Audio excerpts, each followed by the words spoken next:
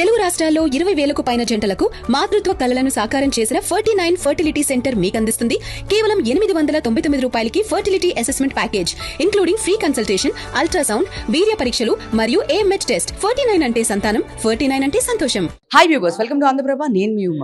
So ఎన్నో characters లో దివి గారిని మనం చూసాం, పుష్ప లాంటి దాంట్లో చాలా మూవీస్ లో. బట్ దీనిలో ఫస్ట్ టైం నాకు చాలా భయపెట్టించే క్యారెక్టర్ చేశారు. హాయ్ దివి గారు, ఏంటి అసలు ఈ క్యారెక్టర్ ఎలా ఉంటుంది? హాయ్ అండి.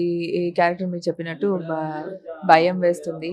అండ్ ఈ క్యారెక్టర్లో స్పెషలీ ఎలా చెప్పాలంటే ఒక డిఫరెంట్ కాన్సెప్ట్ ఇది. ఈ కాన్సెప్ట్లో ఒక వన్ ఆఫ్ ద పార్ట్ అవ్వడం అండ్ చాలా మంది కనెక్ట్ అవుతారు. ఇది కనెక్ట్ అయ్యే ఒక సెట్ ఆఫ్ ఆడియన్స్ ఉంటారు. అది వాళ్ళే బాగా కనెక్ట్ అవుతారు. వాళ్ళకి తెలుసు వాళ్ళు ఏం చేస్తున్నారు. అండ్ దీనికంటూ అంటే you know what really is happening అయితే రియలైజ్ అవుతారు, లేకపోతే ఇంకా కంటిన్యూ చేస్తారు. సో అలాంటి ఒక ఐడియాలో. సో దీనిలో చూస్తే కనుక బోల్డ్గా కనిపించారు మీరు. అంటే నాకు తెలిసి ఇంతవరకు ఇలాంటి క్యారెక్టర్స్ మీరు ఎప్పుడూ చేయలేదు. సో ఇది త్రూ అవుట్ క్యారెక్టర్ ఎట్లా ఉంటుంది? దీనిలో ఇంకా భయపడడం కూడా అలా ఉంటుంది. ఎలా ఉంటుంది మీ క్యారెక్టర్? బాగుంటుందండి. ఇది చాలా డిఫరెంట్గా ఉంటుంది అంతే, దానికన్నా ఎక్కువ చెప్పలేను నేను. As of now February 6th రోజు మీరు థియేటర్లో చూడండి. It's a small good concept. So ఆ కాన్సెప్ట్ మీదే సినిమా అంతా నడుస్తుంది. అంటే చూసుకుంటే కనుక దీంట్లో రైస్ పుల్లరి రెగ్యులర్గా బయట జరిగే సిచ్యువేషన్స్ ఈ స్టోరీలో మేము చాలా పాయింట్స్ చూసాము.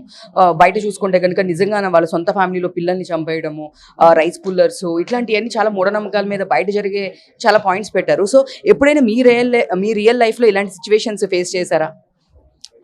మా చుట్టాల వాళ్ళ సైడ్ నుంచి నేను 2 తలకాయల పాము, టార్టాయిజ్ అని, ఎక్కడో చాలా డబ్బులు ఉన్నాయని, అక్కడికి వెళ్తే డబ్బులు వస్తాయని, ఇలాంటివి నేను విన్నాను.